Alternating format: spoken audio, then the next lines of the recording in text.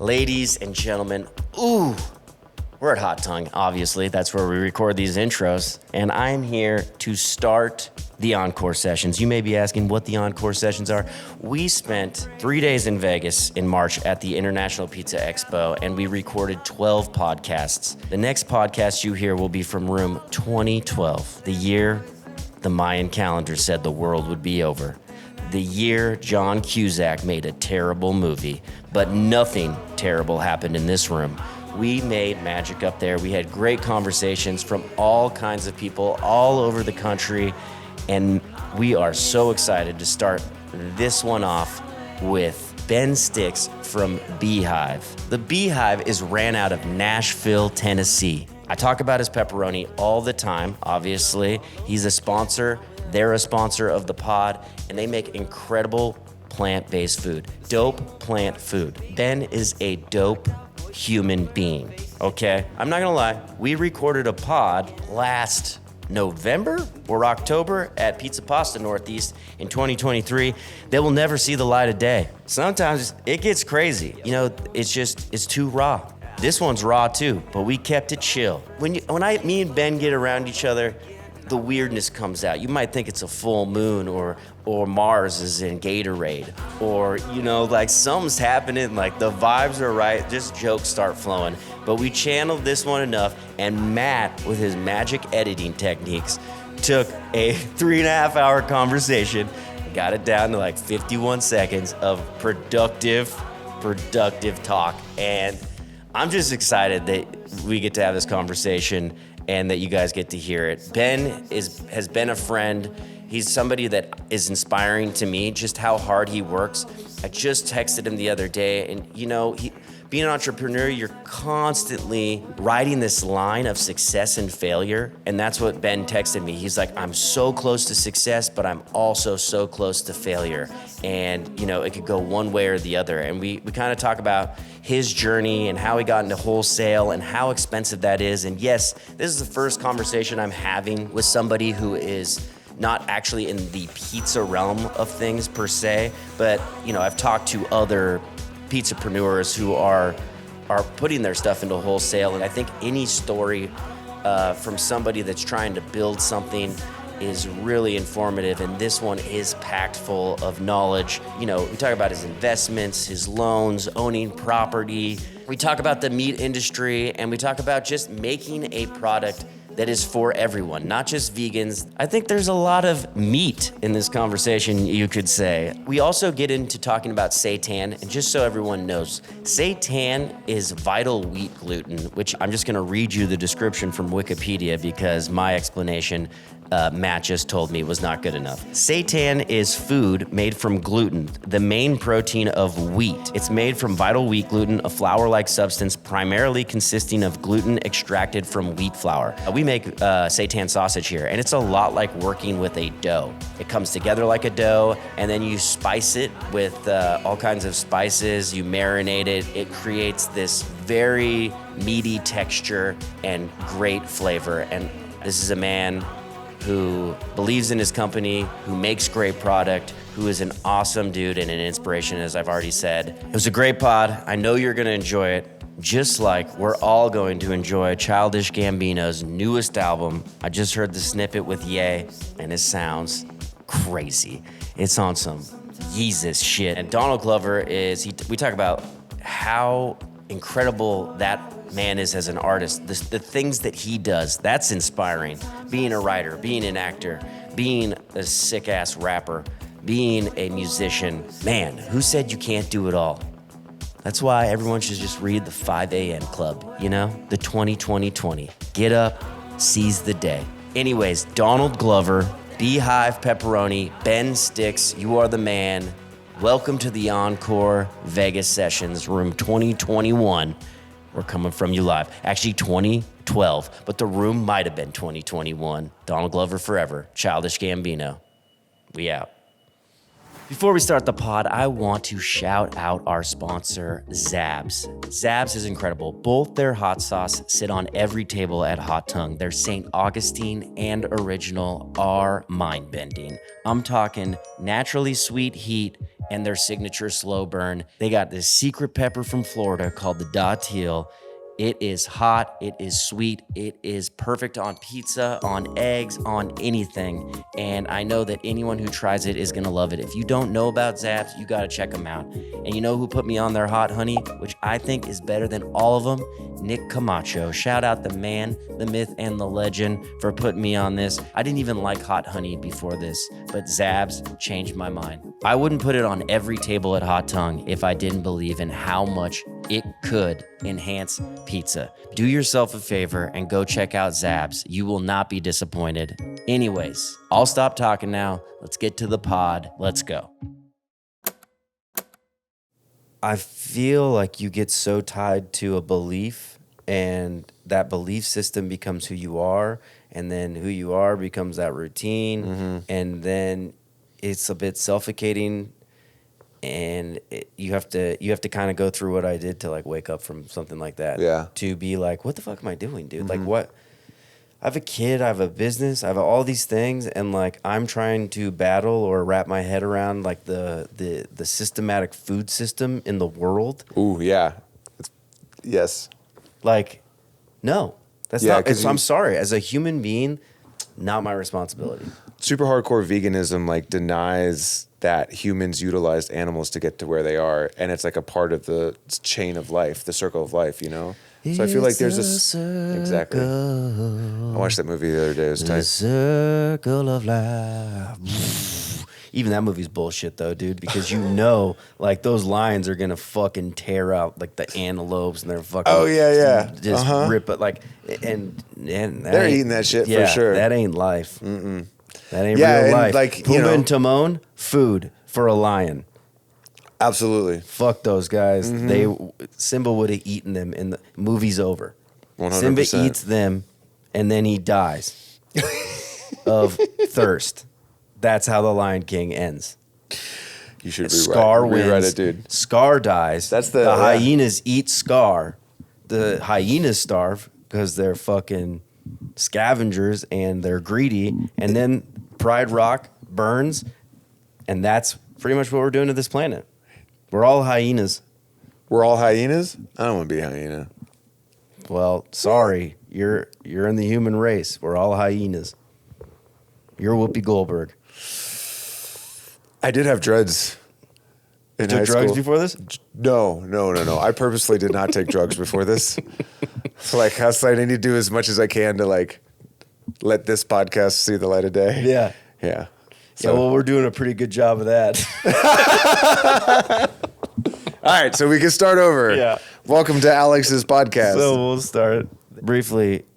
Let's talk about why you have the deli in Nashville. So we started off, I told you, we started off as a band, and then I started off doing pop-up events in another space. And those events, after a year and a half, different menus for a year, they kind of stopped. I started making seitan, did that small scale for 3 years. And then I brought Diana on, and she was kind of chefing up for these events. And we were like, oh, we should start making all these other products. So we started making a pepperoni, sausage, roast beef, turkey. And we were doing monthly events. And they were awesome, but they were kind of like a pain in the ass. And I was kind of running into issues with the venue. And then we were like, wait, we have all these products. Like, wouldn't it be really cool if we started a 1 day a week deli? On Saturdays, a pop-up deli. And so we just started doing that from 11 to 5 on Saturdays. We got like a cooler and then just like showcased all the meats and just made sandwiches with the meats. And that's how the deli started. There's just 1 day a week. Was there an end goal there? No, not at all. Like, what were you? There doing hasn't anything? been an end goal from any of this stuff. Were you doing anything like while you were running the seitan, like production or? At that point, we were doing it was probably like 5 days a week, running the seitan production in just super small scale. For other restaurants. Yeah, and then we had like some Whole Foods accounts. And you were and there was no plan. You're just like, oh, well, this seitan's pretty good. Let's sell it. Wholesale. Yes. It just started off literally like, I remember specifically there's this woman that came to our events like every single week.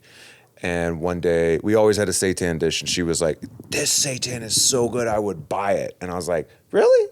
And I just thought about it. And it was kind of like a light bulb, and I was just like, okay. And so we kept on doing those buffets, and we were actually going to start like a to-go window in 5 Points. And it had a handshake deal, and the day before, basically, we were going to sign the lease.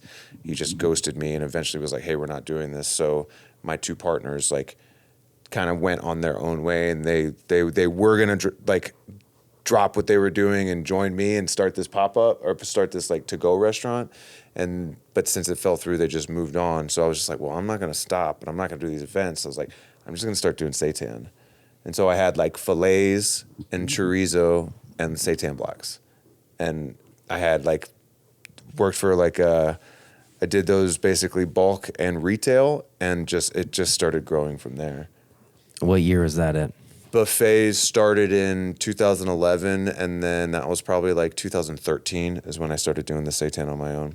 And I made like the labels on my own and just like kind of figured it out. I was like, okay, I have to get this Department of Ag certification. I had a friend that had a bakery, and I was like, can I use your spot on Mondays after you close? And so I would go in there at like 5, 6 p.m. and work till 3 in the morning and make, I don't know, 120 pounds of seitan. And so in your mind, you weren't like, I'm going to take over the world. I'm going to sell this seitan nationwide. I knew there wasn't a ceiling to where it could go to, and I've always had this like kind of dream to build like an empire. But God, I love that word. It's fun. I mean, not really. Like I was just like, well, fuck it, I'm gonna do this because like I was still touring and playing music, but I wanted to do something, and I was like, this is cool. I think I could sell this shit. Maybe it'd be like blow up. I don't know. But yeah, it was just like chorizo fillets and blocks. Did you ever write down a business plan like from this? Yes. No. The only time I ever wrote plan? down a business plan was when I needed a loan. And they made me do it. I was like, okay, well, I got this, I'm making money then. And she was like, okay. And their loan was basically approved. And she was like, okay, the last thing we need is a business plan. I was like, what the fuck? This was at Why a bank. You didn't tell me now? At a bank. Yeah. The bank wanted a business plan. And I was like, fine, I'll go home and I'll do it tonight. And I fucking like you know, stayed up all night. Encarta 95. You Googled it. What? Encarta 95. Like, what did you? How did you? I just just Googled like template? I just Googled what like a fucking business plan looked like, and I was like, okay, business plan. And I was like, okay, this, and I just made my own words and just like spit it out. Yeah, and it worked. And so I've had to do that a couple times. How much money was that one? Was that loan for? That one was for like $250,000. Nice, but that was like that was for me. How the fuck did you just get a $250,000 loan? So that was after the deli was there. Okay, like, so, we're not even at the deli, bro. Yeah, no, we had already made the deli. We had already had the production facility, and so the first time I had to write the business plan was when I needed a loan to like rent out a 7,500 square foot place. All right, let's back it up. Yeah, you had no business plan. You loosely thought about building an empire.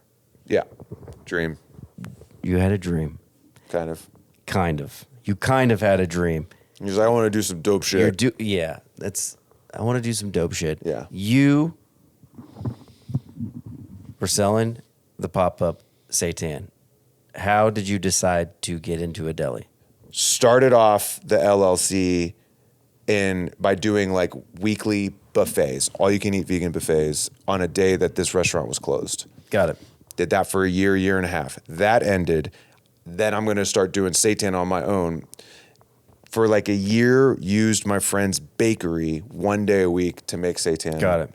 From there, I needed to move out. It was really annoying I had to clean her place before I started. Anyway, someone else's spot. Got a commissary kitchen where I got like 40 hours a week, 40 hours a month. So I 1 day a week would like go in at like 5, 7 p.m. and work till like 3 in the morning. Did that for 2 years. And then I got my own spot right by my house, and it was already a kitchen, and started making the seitan there. At that point, like I only needed it like 2 or 3 days a week because I wasn't making that much, and I rented it out to other people, made my own commissary. My seitan business started like building up a little bit more. I was actually even like making like little lentil stews and different things for Wanderlust festivals, just to like, so that's how I got good at shipping. And then when I was in that spot, it was attached to like a venue, and we started doing once a month events at the venue. So just a pop-up dinner from like 4 to 9 p.m. And we did that for about a year. And then that year we were making all these other products. And so Diana came on and she was like, well, so we had pepperoni, bacon, roast beef, all this shit. And that's when we were like, fuck this monthly event with this venue. Let's just do it on Saturdays here. And so we like Monday through Thursday, we would make seitan. Friday, we would prep for the deli. Saturday, we would throw the deli. Sunday, we wouldn't do anything, but then eventually we started doing a deli on Sunday as well. Mm-hmm. So we would do that. And then Sunday night, someone would come in after the deli closed to like make all the wads for seitan. And then we would like cook it on Monday and have a crew come in. So basically it turned into like, Sunday night through Thursday making seitan, Friday prep, Saturday, Sunday, deli, repeat. That's how we started doing the deli. It was literally just like, let's do a deli. Yeah, cool. Saturday, every day, every Saturday, cool. Did it for a year. And then we did Saturday and Sunday. And then COVID hit, and the deli was just like, it exploded. We had our busiest day ever in 5 hours. We did like $4,500 the first weekend of shutdown. So within the third week, we added Friday. So is the deli still only open 3 days a week? No. So production was during COVID. Production was, like I said, Sunday night through Thursday, Friday, Saturday, Sunday deli. But at that time, I had like 36 freezers in my garage because I was just running out of space for all the seitan. So the seitan business was getting bigger. And so I was looking for a new place, and I had signed a lease on like a 7,500 square foot warehouse. And that's when you got the $250,000. That's when I got the $250,000 to make that into a kitchen and rent that place out. And then and that was like pre-COVID. That was November, December of like 2019. So when everything shut down in March, we were in the middle of construction, and I was like, fuck, I'm going to lose everything. Like I just took out a huge, huge loan, and we actually got much busier. And then May, I moved into that facility.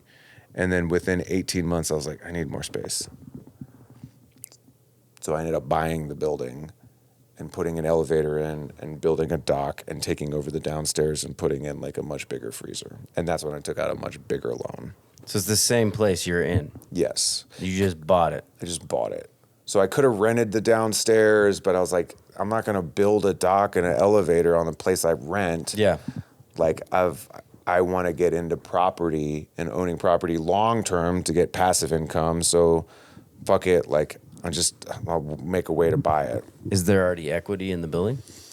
Not a lot right now. I've had it for about 2 years.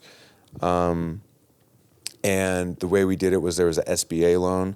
So the building was a certain amount, and then we tacked on extra for like some working capital and construction. So it was like an inflated price, but there will be equity in it. And once I can conventionally refinance it, then it'll like be a little bit better. When you make these big decisions, do you run them by a CFO or like your accountant? I do now. And I have like accountants now. But back then I was just going with my banker, and she was like, you can do this. Like your teller that you liked? So like go into your bank. No.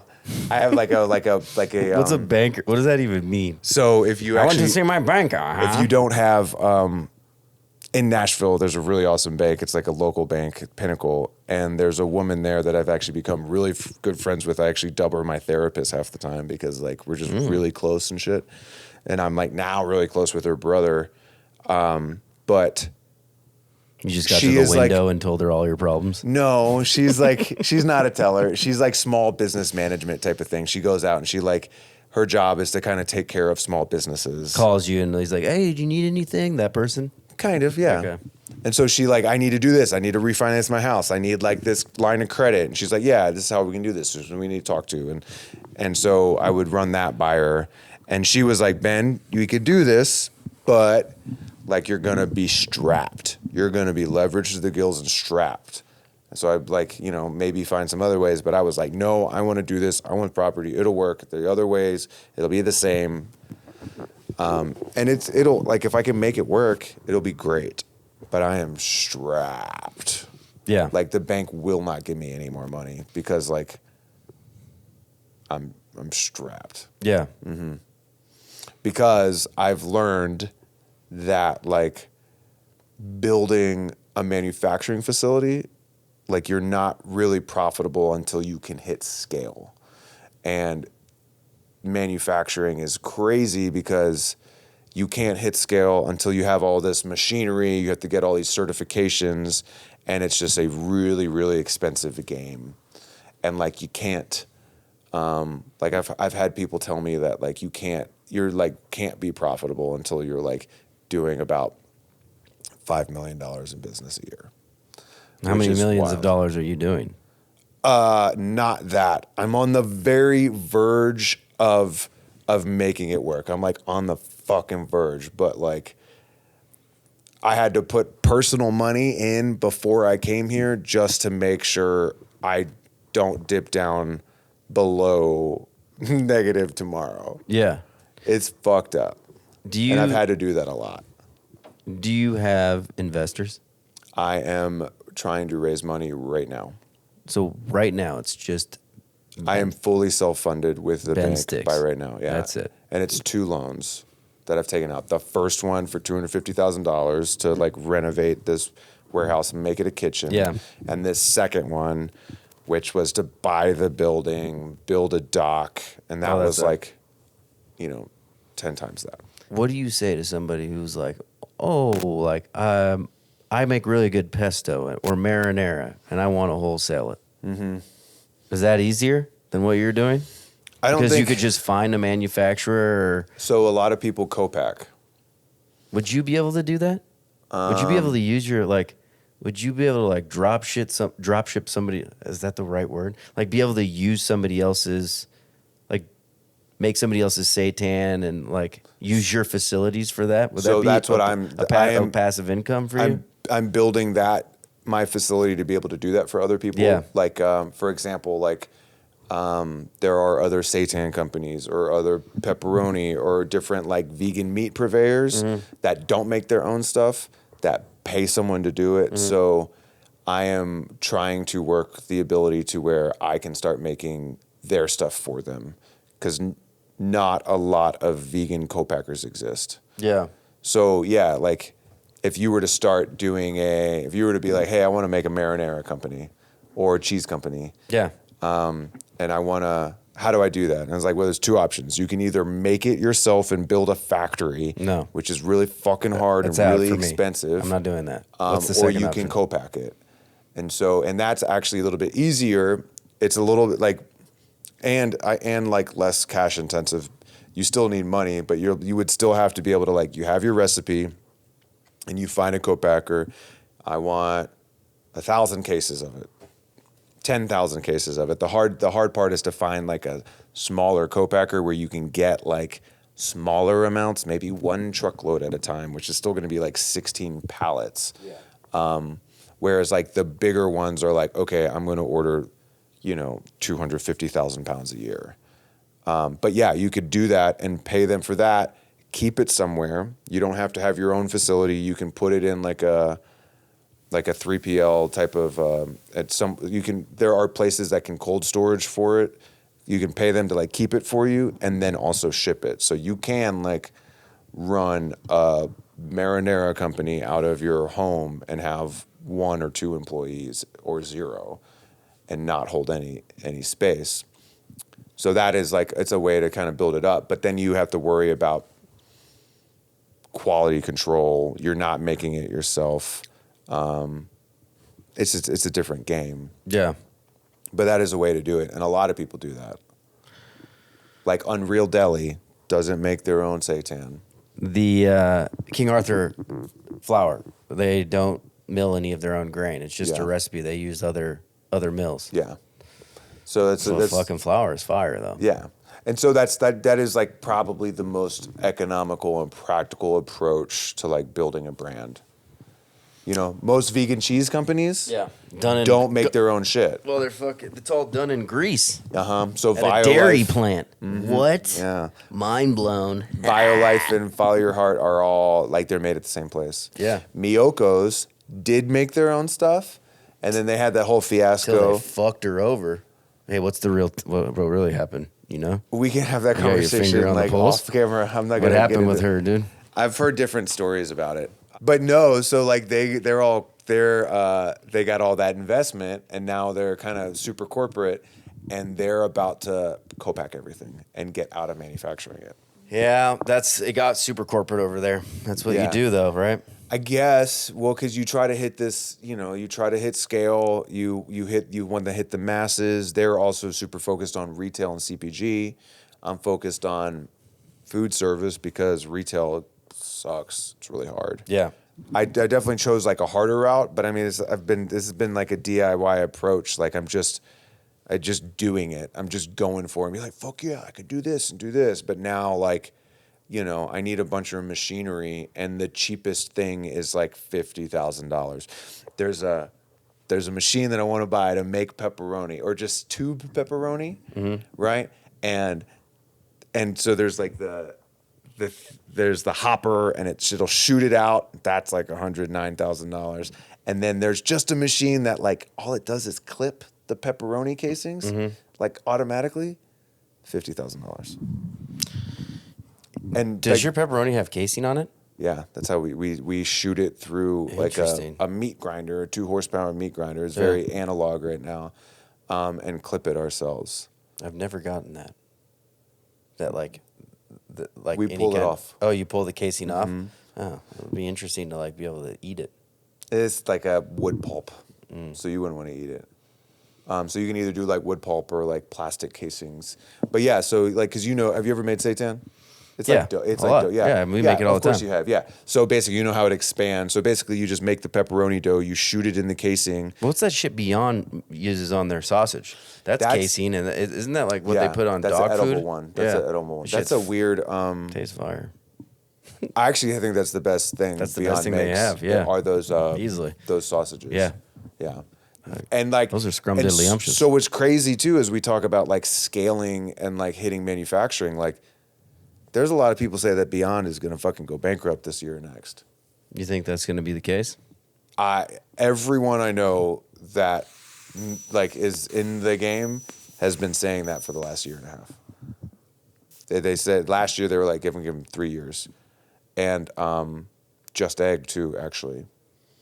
Did Just Egg just scale too fast? Well, I think what that thing is, what I've heard is that they put some money into like bio meat, like the like cultured cells, and that's tanking. So it's like kind of tanking Just Egg. Why is BioMeat tanking? That shit looked promising. Eat some Yeah, I fucking listened weird to a podcast the other day because test tube salmon. yeah, so it's like one, the market isn't ready because people don't really want to eat it yet. So there's a lot of people fighting against it. 2, hitting scale to be able to do that like economically and also at scale is really hard, and they haven't been able to figure that out yet. Yeah. And so that's like, and that goes back to like our vegan conversation about like meat and industrialized agriculture, is that like when you just have to hit scale, and when you find ways to hit scale, there's always like unintended negative consequences. But yeah, I mean, scale, it's a bitch. It sucks. Yeah. It's wild. So that's like Well, what I'm there's trying to 9 do billion now. of us on this planet. Yes. We're a virus. We are hyenas. We are, yeah, it's the circle of We life. are savages. Yeah. I mean, it's a lot of mouths to feed. That's a lot of shit for the planet to literally soak up. That's It is crazy. a lot. Well, Like, it is. If that's the scale that Mother Nature has to Right. facilitate. Think about that scale. Yeah. So it is really interesting to see, like, technology is probably the only thing that will save us. But at the same time, like... Or destroy us. Exactly. Elon Musk. Do you like Elon Musk? I love him. I do too. But it's an interesting thing for me too, because I have the deli and I have the manufacturing, and then we like direct ship, and then I also have like the retail, and it can seem a little bit unfocused, but it's also what's saved me. Yeah. Right? When COVID hit, certain things went up and certain things went down. And, you know, the fact that I have the deli, that actually really gives me a huge buffer to survive, because the wholesale manufacturing is such a pain in the ass. It's so expensive. So, like, having the income of the deli every single week, every single day is, like, really helpful. And then, so I have all these other products, like pepperoni, for example. If it was just the pepperoni, like, that is the most difficult and most expensive product for me to make. So I hardly make money on that. And like most of last year, I probably was losing money on pepperoni, but it's 40% of my business. So then wouldn't the smart thing to be like figure out how to make the pepperoni as cheap as possible? Right. I need a lot of money to do that. Like I just told you, just to like tube the motherfucker, like I need a machine together, which is like $160,000. Yeah. And I don't have it. And then I need to steam it better, and then I need a better way to slice it.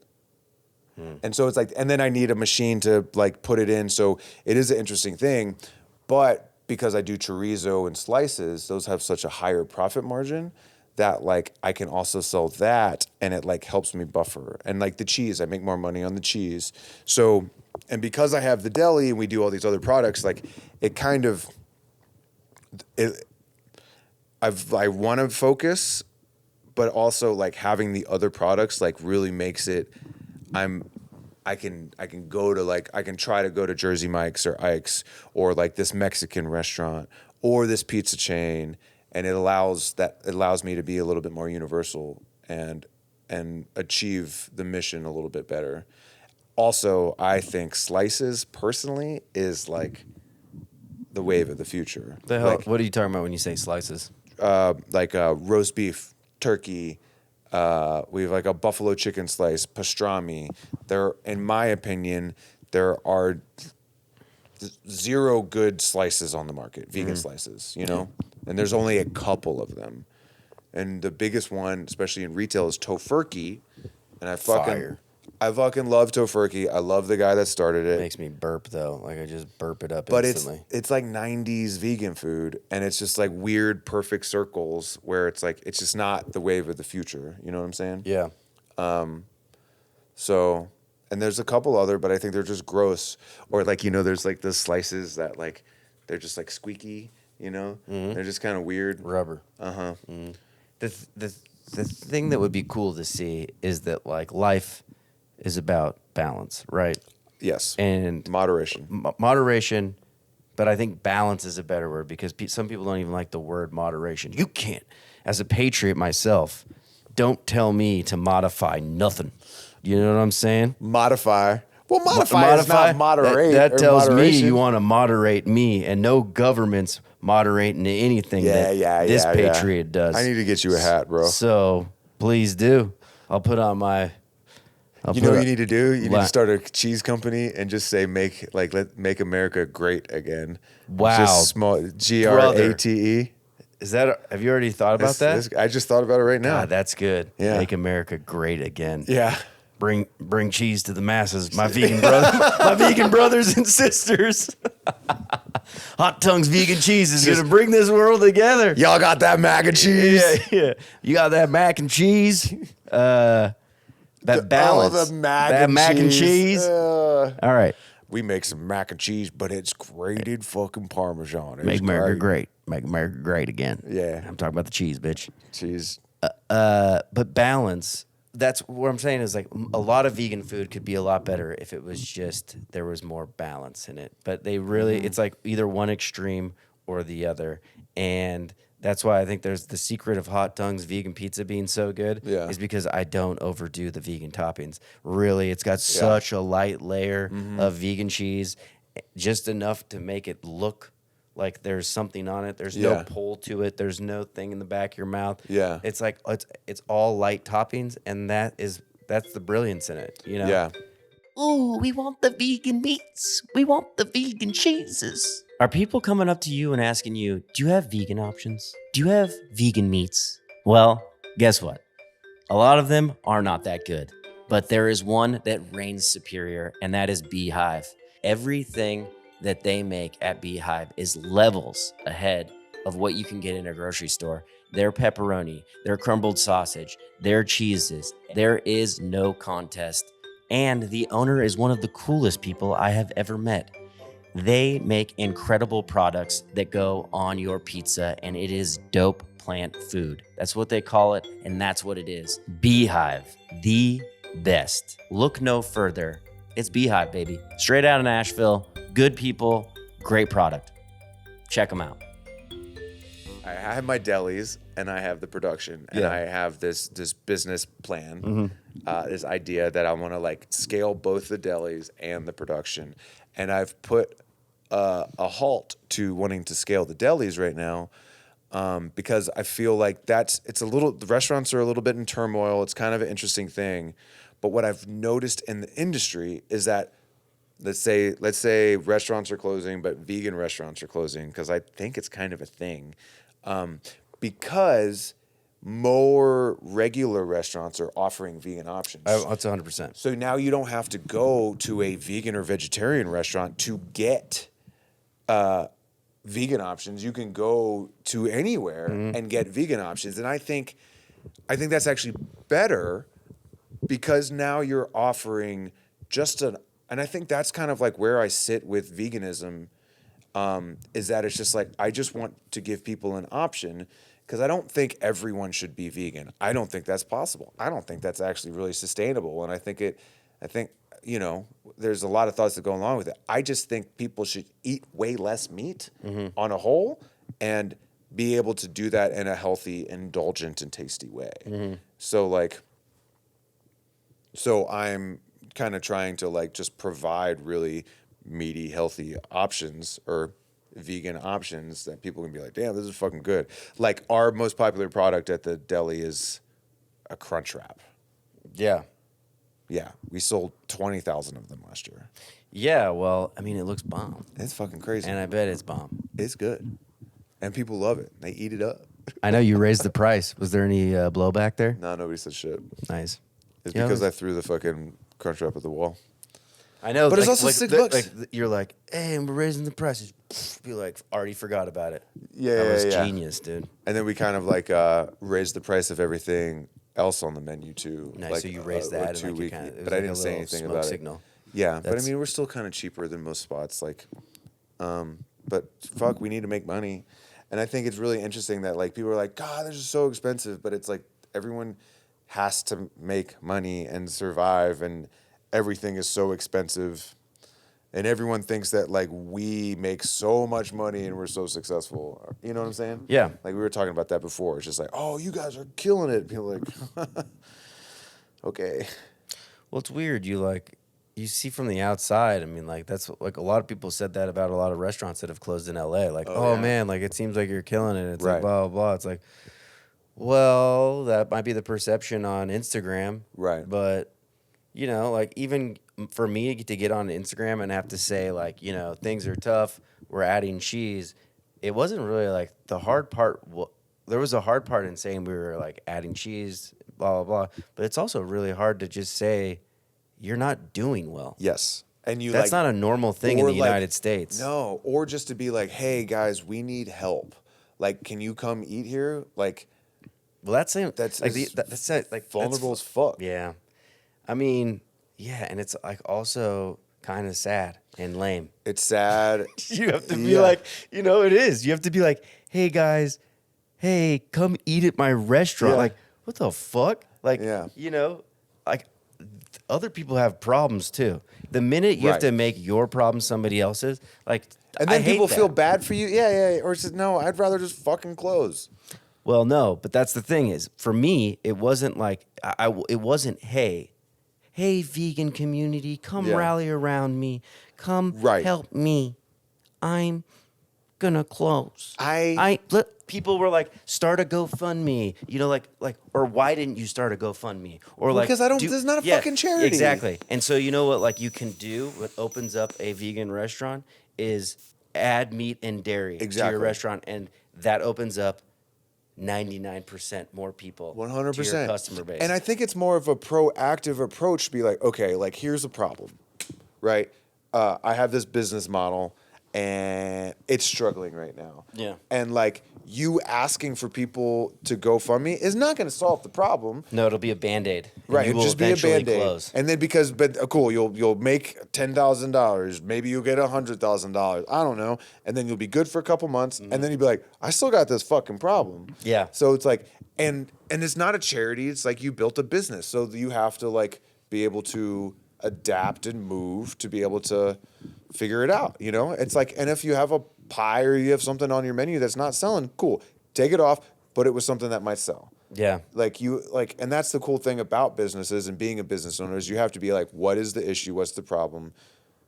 How am I going to fix this? And so you doing that is admirable because you came out and you were like, hey guys, here's my problem. I'm not asking for charity, but here's what I'm fucking doing about it. Yeah. And I'm like jumping into a really uncomfortable territory.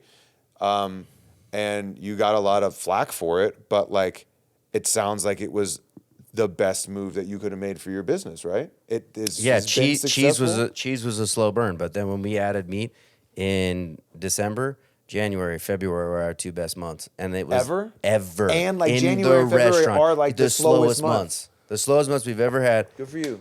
And that's fucking and crazy. I could breathe, and my family could breathe, and I don't regret a single. The only thing I regret is even worrying about other people's opinions. Oh, well, that's like the classic line, right? You just can't worry about what people think at all. Yeah. It's just funny, like you get talked to about like morals and stuff, and it's like funny when people on the internet are trying to talk to you about your morals, and it's like I hate the internet. Yeah, I know. It's just crazy. It's so crazy. So why is your pepperoni better than any other pepperoni? Because I make it. Yeah. It's like I don't actually even make it. Diana makes it. Diana asked for a shout out. Yeah. Shout out Diana. Boosher, you were here. You probably would have been great on the pod. Why is I'll just say why is the BeHive stuff better? It's because of all of our event experience and like knowing what people want and have been doing it since like 2009, 2011, and then being able to get feedback and then like changing it. And because we own our own manufacturing, we don't co-pack, I can make minor adjustments. I actually have like a new recipe that I'm going to make you try this week. And it's real food. It's like right now we use sun-dried tomatoes, vital wheat gluten, and beans. And it's packed with the flavor. I learned like a long time ago when we were doing those buffets that like if it doesn't fucking punch you across the face with flavor instantly with the good texture, I'm not going to get these like Tennessee good old boys that's loving barbecue to like give me a chance or be like this is good. Yeah. It's got to look fucking great. And then when you put it in your mouth, it's fucking good as soon as you bite in. Yeah. So that's why it's better, and because it is seitan based, and now the trend with vegan food now is like allergen free, but so no soy, no fucking wheat, but it's real food. You know what I'm saying? Yeah. And then when you deal with like pea protein stuff, like it's fucking tastes like shit. So you have to like mask it. Like when we were at Plant-Based Expo a year or two ago, we got more people coming to us trying to sell us like flavor enhancers. We're like, we don't need that shit. Our shit tastes good. Yeah. And they're dealing with like people where you're masking the flavor of this allergen-free pea protein or whatever. Well, we used the pea protein. We were using pea protein for our pepperoni before we started using yours. Damn straight. Yep. And it was good, but the texture is much different, and you have to add a bunch more shit to it to get it to congeal. And so you're adding kappa carrageenan, you're putting konjac in it, you're You put it in tapioca. Do you put tapioca flour in yours? No. In your pepper? Yeah, so you have to modify it. Yeah. And so all of a the sudden, binder is gluten for us. Yeah. The new one's actually pretty damn good. I mean, I feel like your pepperoni tastes much different than the first time I had it. Really? Yes. Well, we've been getting better at it, right? And I think that's one thing that's been cool with us is that like because we own our own manufacturing, like every single step along the way, we're like, well, how can we make this better? You know, because if it's not tubed right or cooked right, it doesn't slice well, and then it doesn't look good, but then it's also not a good slice. So it's like trying to like fine tune those processes like week to week to week has definitely been like an interesting journey. Have you ever run tests on like how to get like the how thin the cut is? Like do you make sure that it's sliced at a certain thickness every time? Yes. Yeah. It's like 1.8 millimeters or some shit. Have you ever tried to get it thinner? Or does it get Not the kind of pepperoni. fucked up? Not the pepperoni. Does it have to stay that thick so it doesn't get fucked up? Yeah, it would be, well, because you need to be able to like kind of pick it up and like the pepperoni has to have some like durability to it, you know, where it's like if you like the Beyond or the Field Roast pepperoni, it doesn't really have the durability. And they also like take them and they flash freeze them and then they dump them willy-nilly in a bag. So when they can break and they just like bend. So like we have those stacks and it just keeps the durability. Yeah. So because, you know, pepperoni. Well, they also don't tear and shit too. Like Yeah. you can take them out of the bag and like put them into the line and Exactly. you definitely, pro tip, they come with a bunch of oil on them, but you definitely need to continually put oil on them. Yes, we always suggest like throwing. Like we give them a fucking bath Yeah. because they'll dry out every dry out. night. That's the problem. They with- just overnight. You're not talking about when you cook them.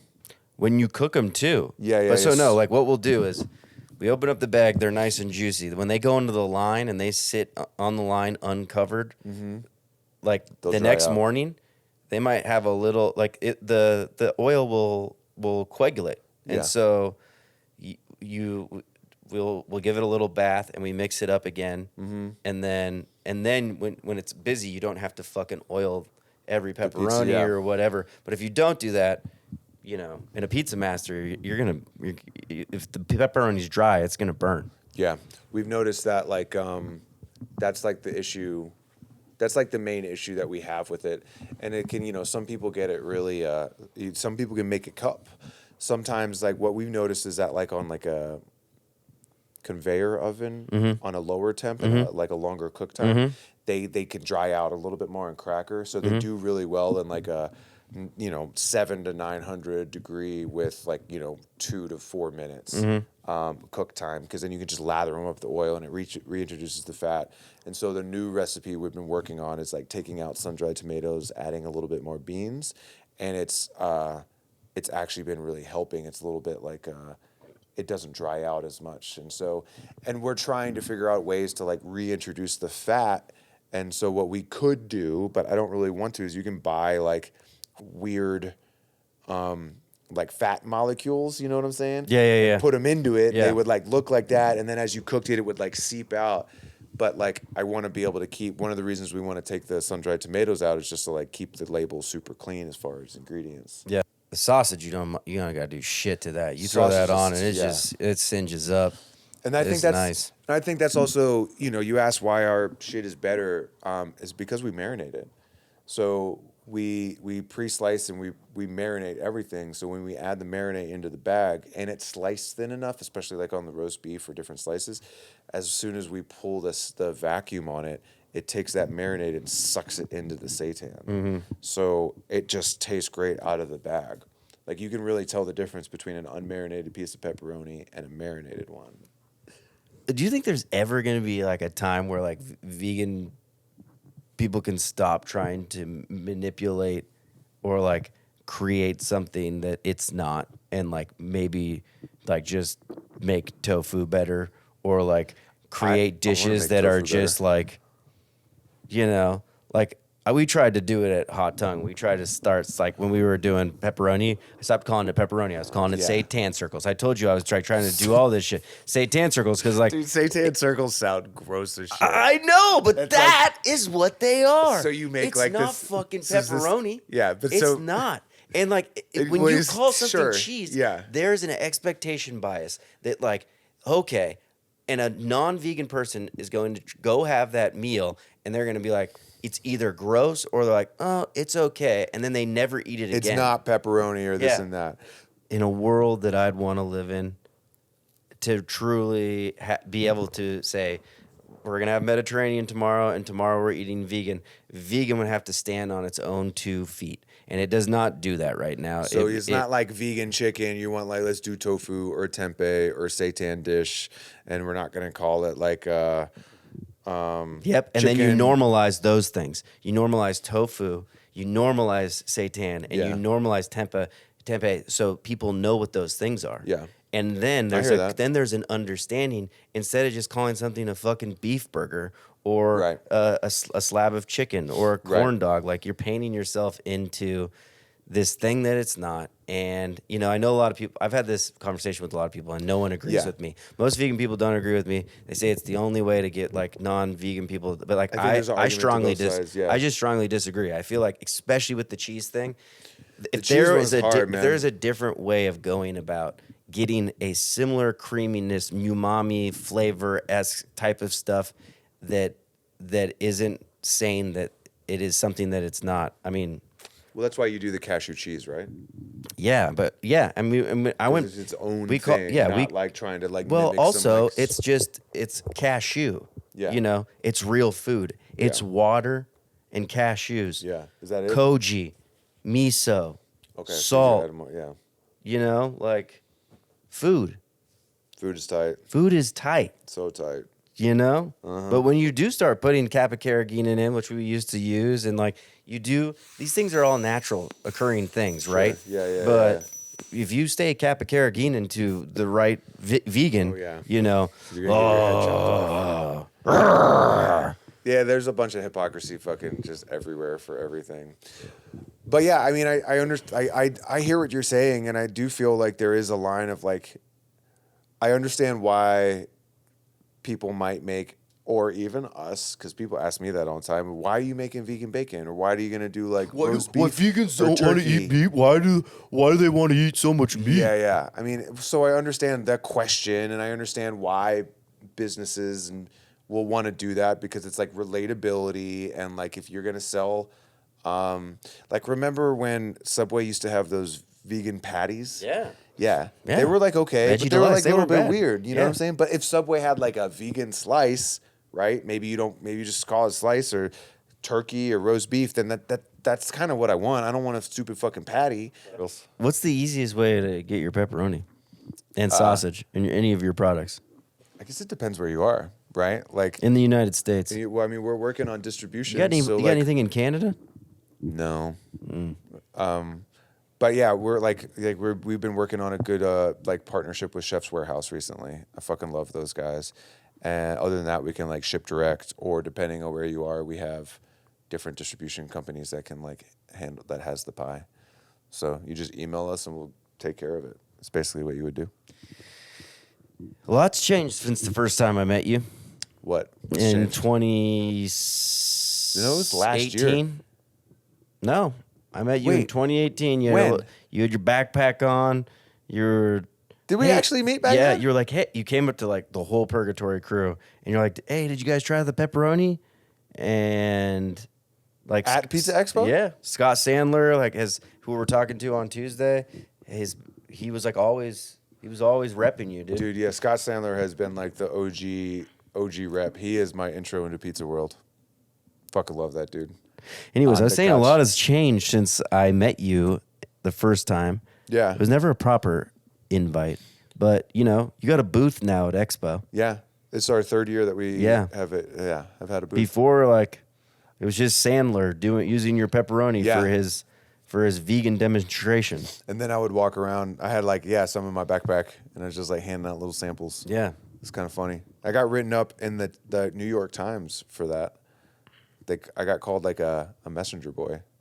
Like I looked like a bike messenger dishing out vegan pepperoni on my That's backpack. definitely a vibe. I can see. I can see them painting you as that. Yeah. That tracks. It just goes back to that thing. I was like, I don't know. He came out. He's like, hey, you should come out to Pizza Expo. I was like, wait, there's a Pizza Expo? Why? This sounds ridiculous, but I guess I'll come. And now I'm hooked. Well, I think everyone should buy your pepperoni. I agree with you. I think everyone that's the most. should eat your sausage. Just suck on your sausage. Hey, I'm very single right now. Let's go.